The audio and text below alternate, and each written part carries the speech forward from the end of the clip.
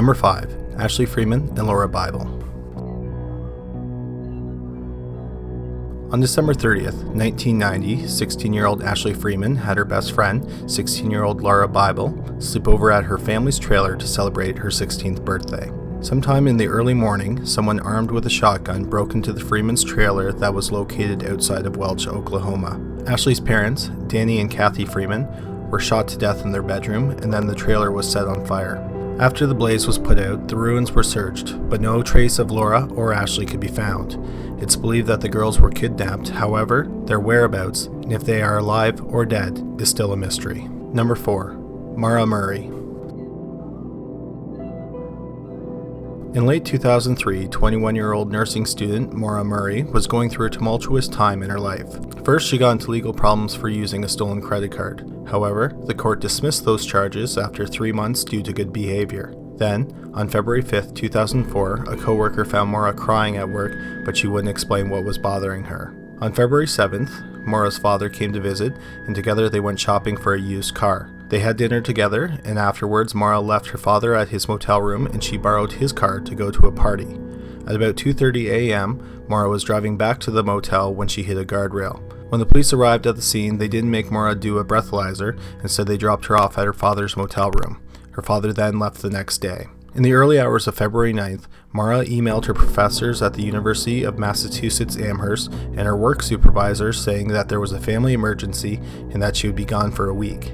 She then called different numbers looking for hotel information in Vermont and New Hampshire. She also emailed her boyfriend saying that she wasn't in the mood to talk to anyone, but she would call him the next day. She then packed up her black Saturn sedan, and at 3:30 a.m. she left her apartment. About 10 minutes later, she withdrew money from an ATM and she bought some alcohol. At about 7 p.m. that night, the Saturn was in a single car accident. The car was spun around and the windshield was cracked and both of the airbags had gone off. A resident who lived nearby offered to call the police, but Maura, who appeared to be uninjured, asked him not to because she had already called AAA. The area where the car was located had very poor cell phone reception, so the witness phoned the police anyways. When the police arrived, they found the car abandoned. In Maura's car, there were still all her belongings, but her cell phone and debit card were missing. Also, there was no record of a call to AAA. The man who called the police was the last person to ever see Maura. Police think that Maura wanted to disappear because she was acting despondent, and it turns out that there was no family emergency. She had just used that as an excuse to get away. Maura's family, on the other hand, believes that she is a victim of foul play, although there is no evidence to back that up. It is as if Maura Murray disappeared into thin air after being involved in the accident. Her cell phone and debit card have never been located or used after her disappearance. Number 3. Korrina Malinoski and Annette Sagers.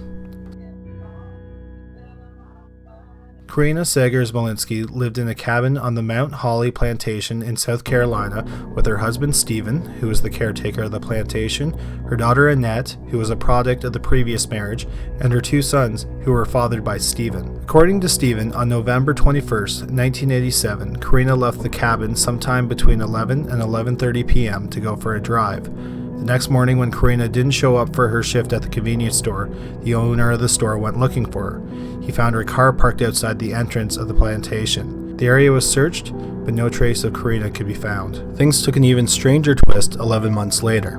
On October 4th, 1988, Annette was seen standing outside of the plantation, not far from where her mother's car was found. She was seen at 7 a.m. by a bus driver, but when her bus came at 7:20, she was nowhere to be found. The only clue in Annette's disappearance is a letter that read, "Dad, Mama came back. Give the boys a hug." Handwriting experts determined that Annette did write the letter.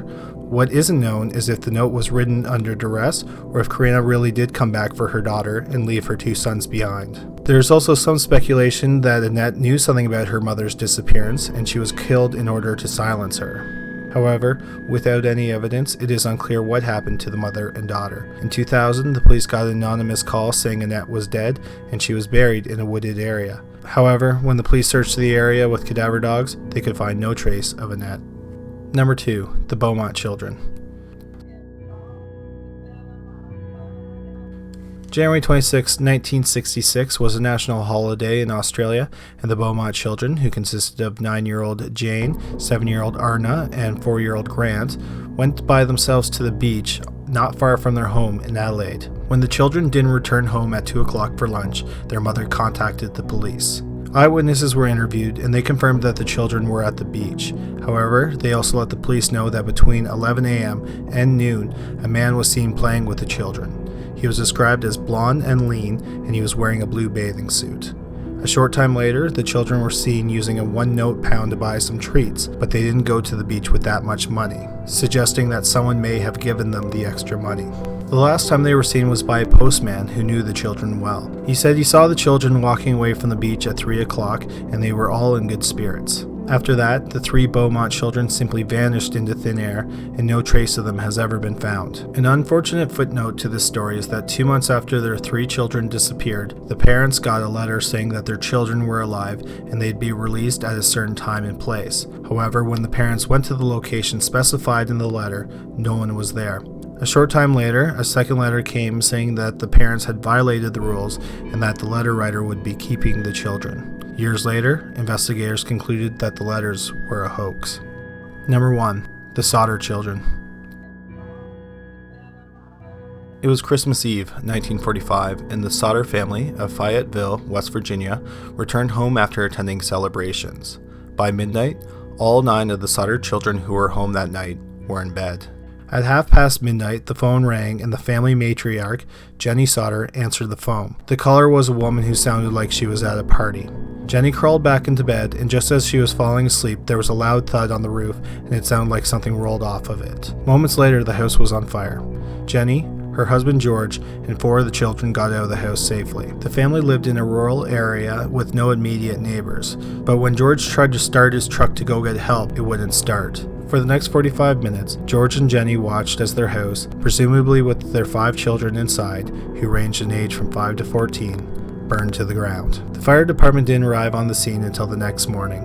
The wreckage was scoured, but there was no physical trace of the children inside. The obvious explanation is that the children's bodies were burned to ash. However, that doesn't seem likely because it's really hard to turn a body to ash. Usually it has to be heated to at least 2,000 degrees for at least 2 hours. The Sodder's house burned down in less than an hour, and house fires usually only reach temperatures of no more than 1,100 degrees. Therefore, there should have at least been some trace of bone or teeth, but there was absolutely no trace of them inside the house. Amazingly, things only got stranger from there. The fire department concluded that the fire had been started because of an electrical malfunction. However, a telephone repairman who visited the site after the fire said that the electrical wires to the Sodder house had been cut. Therefore, it was impossible for it to be an electrical fire.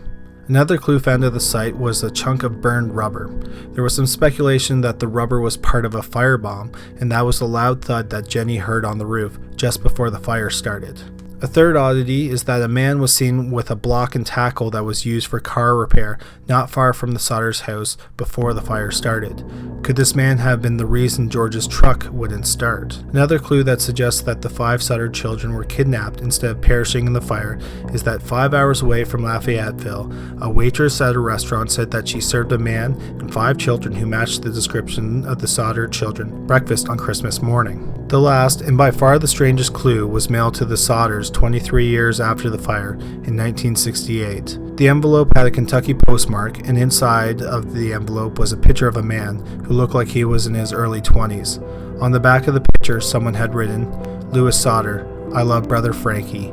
Illa boys, A90132 or 35. At the time of the fire, Louis Sodder was 9, so his mother was unsure if the picture was Louis or not. No other mail came, and the sender never came forward. George and Jenny Sodder did not believe that their children died in the fire, and that they were alive somewhere else. Sadly, they both died before definitively learning what happened to their 5 children.